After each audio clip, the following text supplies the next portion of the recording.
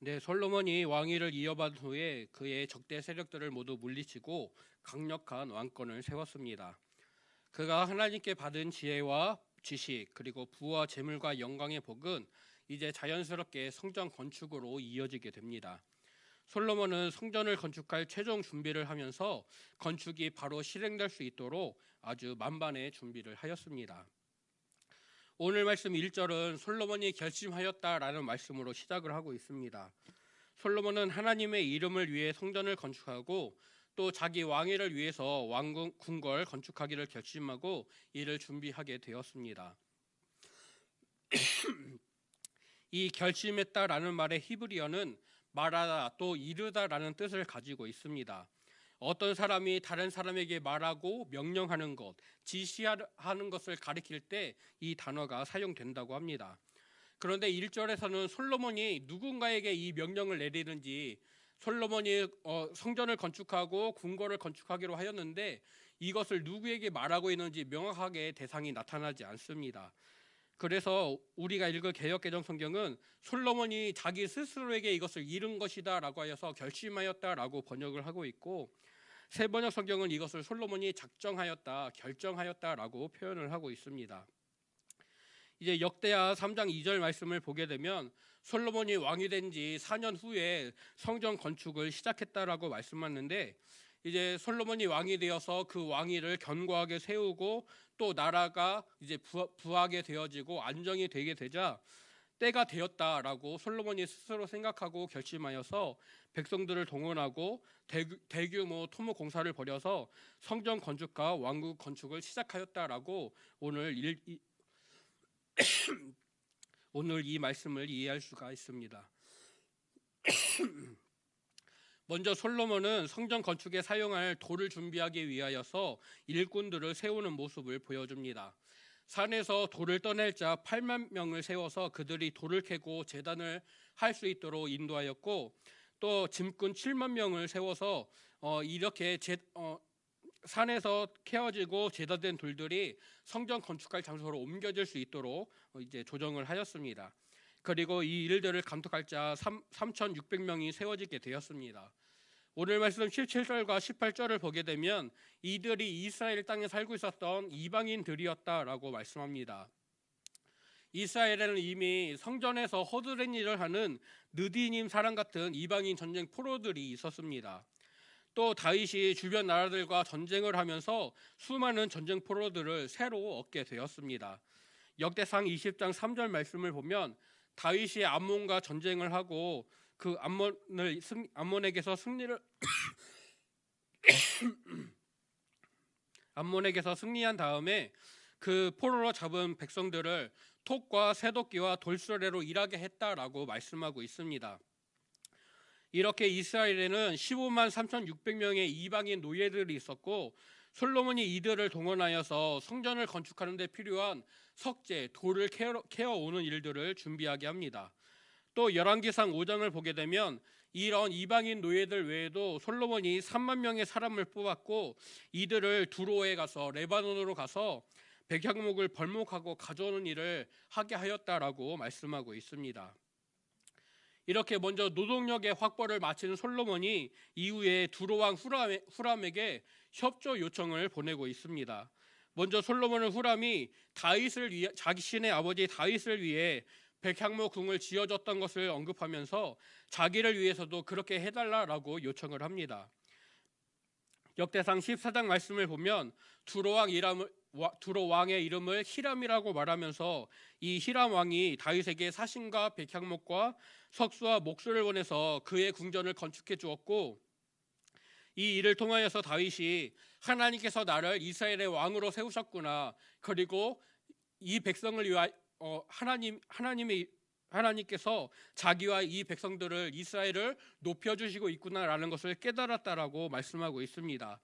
솔로몬은 두로 왕이 예전에 했었던 자기 아버지의 왕궁을 건축해줬던 것을 언급하면서 이스라엘에서 다시금 당신의 백향목을 수입하겠습니다. 내 아버지에게 백향목 궁전을 지어줬던 것처럼 나에게도 그렇게 해주십시오 라면서 이 건축의 계획들을 말하고 있습니다. 그리고 두로 왕에게 요청하는 보다 중요한 목적, 솔로몬이 두로 왕에게 협조 요청을 보내게 된 궁극적인 목적인 성전 건축에 대해서 말을 하게 됩니다. 먼저 4절부터 6절까지는 성전을 건축하려고 하는 그 이유를 말하고서 그 이후에 7절에서 이런 중요한 성전 건축의 일을 감당할 수 있는 재주 있는 사람, 금과 은과 동과 철로 제조하고 자색, 홍색, 청색실로 직조하고 또 아로 새길 줄 아는, 즉 금세공이나 은세공 같은 이런 세공의 일을 할 수 있는 재주 있는 기술자를 보내달라고 요청을 합니다. 또 성전과 왕국 건축에 사용할 백향목과 잣나무와 백단목을 달라고 하는데 두로 사람들을 일꾼으로 고용을 하면서 정당한 대가를 지불하겠다라고 말하고, 또 열왕기상 5장에서 언급되었던 3만 명의 이스라엘 사람들을 보내어서 그들이 두로 왕 히람의 종들을, 그 일꾼들을 돕게 하겠다라면서 이 성전 건축에 필요한 자재들을 공급해 달라고 또한 요청하는 것을 볼 수가 있습니다. 솔로몬은 두로 왕에게 협조를 요청하면서 하나님이 어떤 분이신지, 또 솔로몬이 지으려는 성전이 어떤 역할을 하게 될 것인지를 말하였습니다. 4절을 보면 솔로몬은 하나님 여호와의 이름을 위하여서 이 성전을 건축하려 한다라고 말을 합니다. 고대 사회에서 신전은 신이 이 땅에 물리적으로 거하게 되는 장소였습니다. 사람들은 자기 신전에 그 신의 형상을 두었고 이 신의 형상을 모시고서 그 앞에서 제사함으로써 이 신을 섬기고 봉양한다라고 생각을 하였습니다. 이런 관점에서 보게 되면 솔로몬이 짓게 될 이스라엘의 하나님, 그 여호와의 성전에는 하나님의 형상이 세워져야 되고 그 형상 앞에서 제사가 드려져야 합니다. 그래야지만 하나님의 집으로 건축되어지는 이 성전이 의미가 있는 것이죠. 그런데 하나님께서는 십계명 말씀을 통하여서 분명히 너를 위하여 새길 우상을 만들지 말고 또 위로 하늘에 있는 것이나 아래로 땅에 있는 것이나 땅 아래 물속에 있는 것에 어떤 형상도 만들지 말며 그것들에게 절하지 말며 그것들을 섬기지 말라라고 분명히 말씀하셨습니다. 즉 솔로몬이 건축하는 하나님의 성전에는 하나님의 형상이 없는 것입니다. 물론 하나님의 임재를 상징하는 언약궤가 있고 그 언약궤가 하나님이 명령하신 지성소 안에 들어가게 되어지지만 이것이 하나님의 형상으로, 하나님의 모습으로 만들어진 것은 아닙니다. 즉 이방인들의 관점에서 보면은 솔로몬이 엄청난 노력을 기울여서 아주 멋지고 크고 호화로운 건물을 짓고 있지만, 신전을 짓고 있지만 그곳에는 신의 형상이 없는, 즉 하등 쓸데없는 건물을 엄청난 노력을 기울여서 짓고 있는 쓸데없는 짓을 하는 것입니다. 그런데 이것에 대해 솔로몬은 하나님의 이름을 위해 성전을 건축하는 것이다 라면서 이 성전을 구별하여서 하나님께 드리려고 한다라면서 그 목적을 설명하고 있습니다.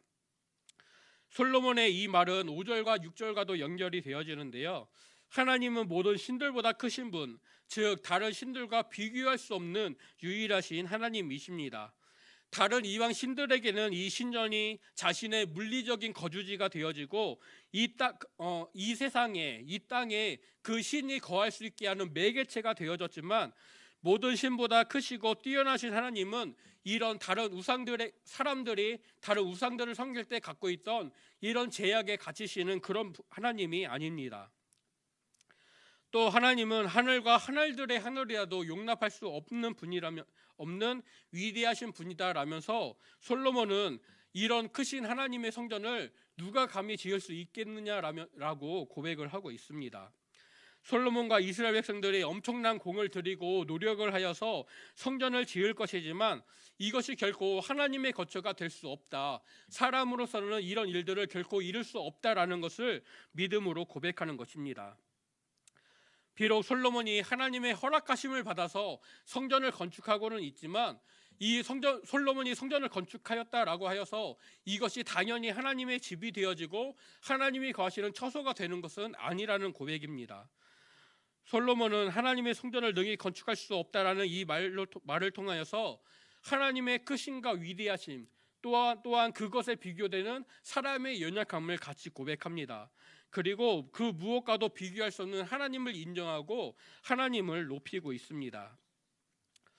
하나님께서는 신명기 12장에서 모세를 통해 오직 너의 하나님 여호와께서 자기의 이름을 두시려고 한 곳을 택하실 것이다 라고 말씀하셨고, 그곳이 백성들에게 예배와 기쁨의 장소가 될 것이라고 하셨습니다. 솔로몬은 이 말씀을 기억하고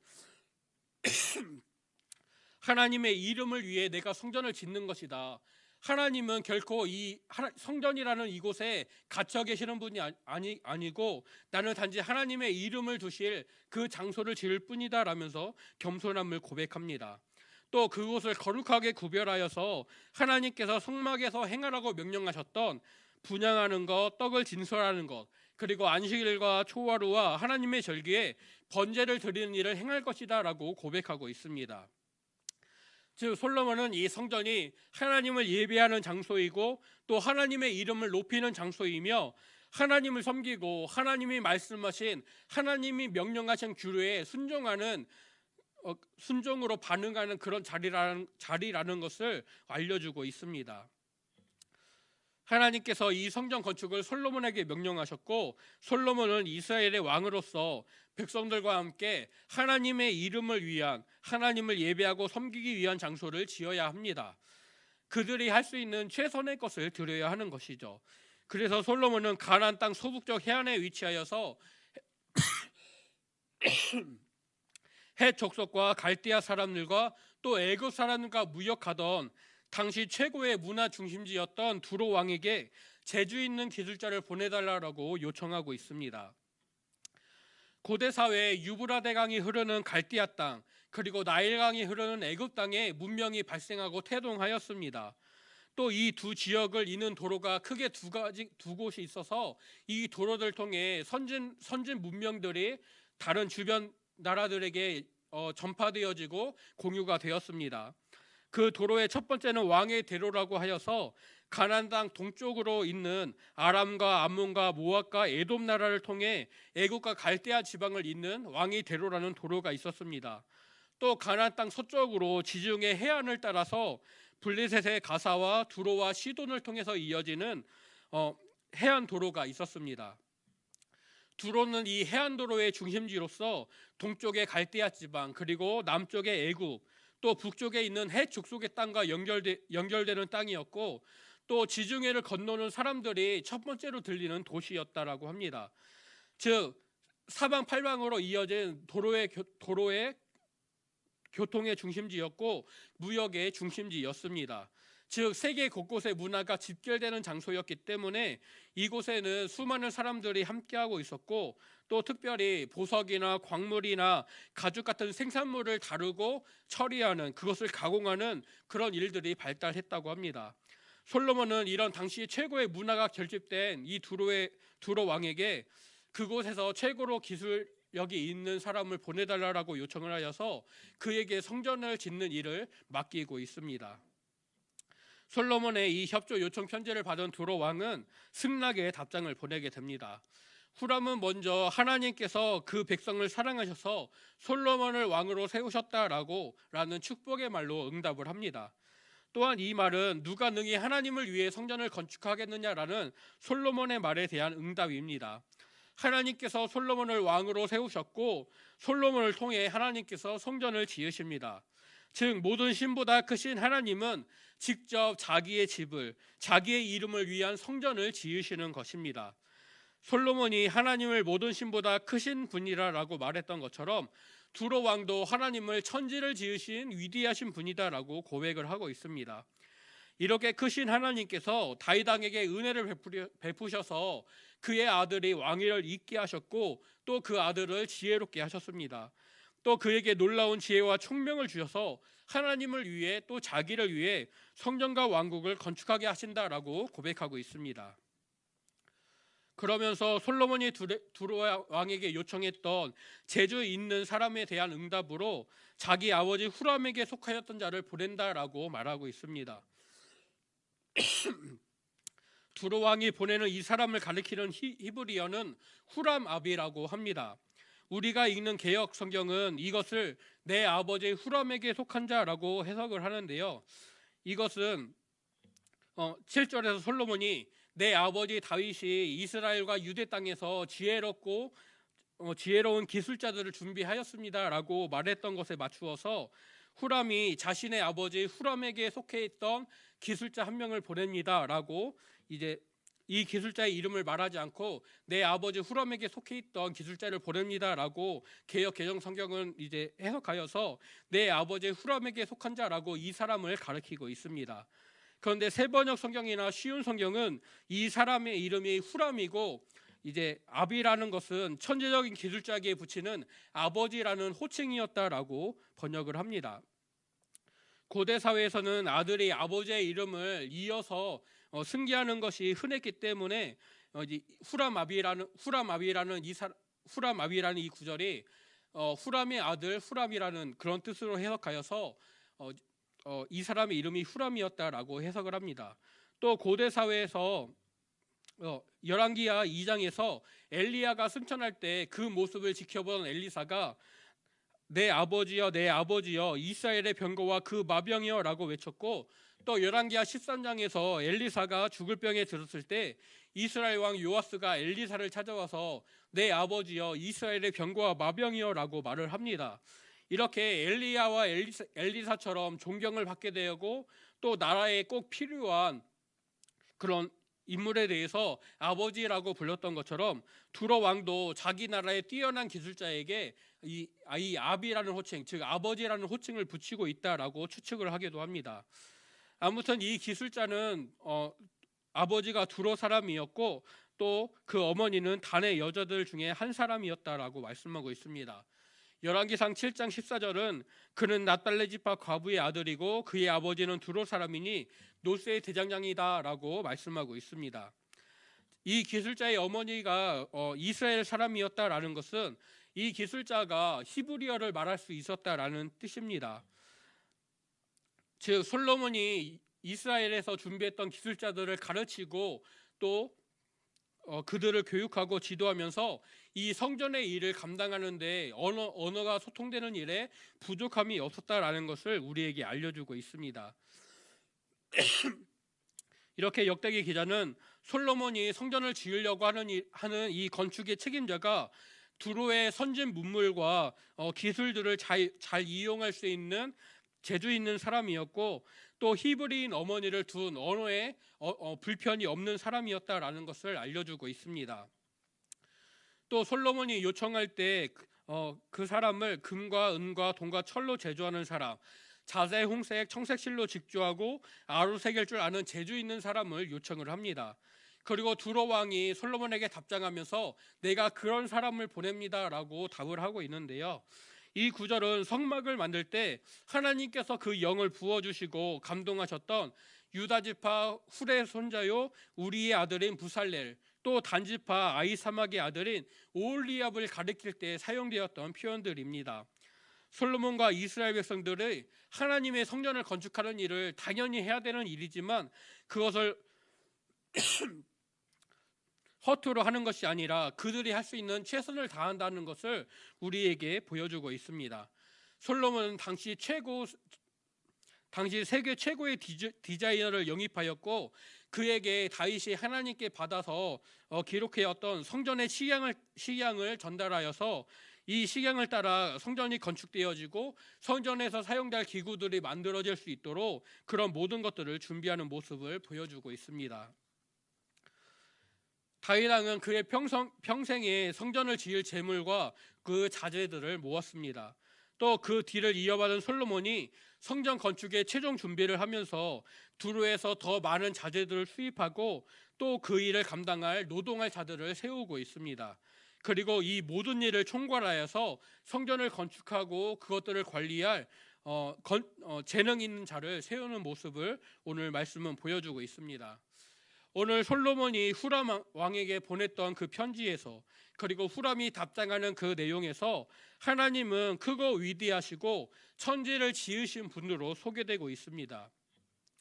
솔로몬은 자신을 왕으로 세우시고 크고 영화로운 성전을 짓는 사명을 주신 하나님을 믿음으로 인정하면서 또 후람 왕도 하나님이 솔로몬을 왕으로 세우시고 이 성전 건축의 큰 일을 맡기셨다라는 것을 인정하면서 수용하고 있습니다. 비록 후람이 하나님을 믿지는 않지만 그가 솔로몬을 통해서 하나님을 천지를 지으신 하나님으로, 위대하신 하나님으로 인정하고 있습니다. 이후에 역대하 9장에서 스바 여왕이 솔로몬을 찾아왔다가 하나님께서 부어주신 솔로몬의 지혜, 그리고 하나님께 복으로 주신 그의 부와 재물과 영광을 보게 되고 하나님을 송축하는 것을 볼 수가 있습니다. 또 역대하 36장 그 마지막 장에서도 바사왕 고레스가 하나님께서 자신에게 만국을 주셨다라고 인정을 하면서 이스라엘 백성들을 고향으로 돌려보내고 하나님을 위한 성전을 지으라라고 명령하는 것을 볼 수가 있습니다. 즉 하나님의 사람들을 통하여서, 하나님의 백성들을 통하여서 이방인들이 하나님을 인정하게 되는 오늘 본문의 모습이 나타나는 것입니다. 우리가 이 말씀을 기억하면서 먼저 우리의 삶을 통해 살아 역사하시는 하나님을 선포하고 전할 수 있게 되기를, 우리의 말과 행동을 통하여서 크고 위대하신 하나님을 나타내고 자랑할 수 있게 되기를 먼저 소원하고 축복합니다. 또 하나님께서는 솔로몬에게 지혜와 총명을 주셔서 성전을 건축하게 하시고, 또 솔로몬도 재주 있는 자를 세워서 성전 건축의 일을 맡기는 것을 볼 수가 있습니다. 솔로몬도, 그리고 두로의 기술자도 자신이 가진 재주로 하나님께서 그들에게 주신 재능을 통하여서 하나님을 섬기는 일을 하였습니다. 다윗과 이스라엘 백성들이 그들이 누리는 것이 하나님의 것이고 하나님의 주신 복이다라는 것을 인정하면서 성전을 건축할 재물을 자원하여 기쁨으로 드렸던 것처럼, 솔로몬도 하나님이 주신 지혜와 지식과 부와 재물과 영광을 통해 하나님의 성전을 건축하는 그 일을 감당하고 있습니다. 오늘 우리가 누리게 된 것, 하나님께서 나에게 복으로 주신 것이 그냥 주어진 것이 아니라 하나님의 사명을 감당하도록 하시기 위하여 우리에게 주셨다라는 것을 분명히 인정하면서 나의 모든 것을 다하여서 하나님을 섬기고 하나님과 동행하게 되는 저와 성도님들이 되시기를 간절히 소원하고 축복합니다. 솔로몬이 성전을 지으려고 결심하고 또 이 귀한 일에 후람왕이 동참을 하게 됩니다. 하지만 그들이 아무리 호화롭고 멋진 큰 성전을 짓는다고 해도 하나님은 그 성전에 결코 갇히시는 분이 아닙니다. 주를 용납할 수 있는 것은 아무것도 없고, 성전은 오직 하나님의 물리적으로 거하시는 처소가 아니라 하나님을 예배하고 분향하고 섬기는 장소, 즉 하나님의 명령과 말씀에 순종하는 장소로 나타나고 있습니다. 솔로몬이 2장 4절에서 고백한 대로 주 앞에서 향재료를 사르고 항상 떡을 차려 놓으며 안식일과 초하루와 우리 하나님 여호와의 절기에 아침 저녁으로 번제를 드리려 하오니 이는 이스라엘의 영원한 규례니이다 라는 이 말씀을 기억하면서 성전, 즉 교회의 제일 되는 목적이 예배다라는 것을 우리가 분명히 기억하고 이 예배를 결코 멈추지 않는 저와 성도님들이 되시기를 간절히 소원합니다. 우리가 공적인 예배뿐만이 아니라 삶에서의 예배를 통해 하나님을 영화롭게 하고 하나님과 동행하는 은혜를 풍성하게 누리는 저와 성도님들이 되시기를 간절히 소원하고 축복합니다. 솔로몬이 성전을 지으려는 최종 준비를 통하여서 그 성전의 건축에 필요한 일들을 할 수 있는 사람들, 그리고 그 더 많은 자질들을 요청하게 됩니다. 그리고 아주 지혜롭고 재능 있는 자를 세워서 그 모든 일들을 감당할 수 있도록 만반의 준비를 하는 것을 볼 수가 있습니다. 이렇게 솔로몬이 자신이 당연히 해야 되는 일이지만 그 일을 감당하는데 하나님께서 부어주신 지혜와 지식과 또 부와 재물과 영광을 다하여서 최선을 다하여서 그 일들을 준비하고 사명을 온전히 감당하려고 노력했던 것처럼 2023년 하나님이 분명히 나의 삶을 이끄시고 인도하실 때에 우리가 그 하나님이 인도하시는 그 걸음을 억지로 그냥 따라가는 것이 아니라 나의 최선을 다하여서 하나님과 함께 동행하면서 하나님을 기쁘시게 할 수 있는 저와 성도님들이 될 수 있기를 간절히 소원하고 축복합니다. 솔로몬이 최선을 다하여 준비했던 것처럼 오늘 우리도 우리의 사명들을 분명히 기억하고 하나님 아버지의 크심을 분명히 인정하면서 그 하나님의 부어주시는 은혜를 통하여서 이 일들을 능히 잘 감당하게 되는 귀한 은혜가 있기를 간절히 소원하고 축복합니다.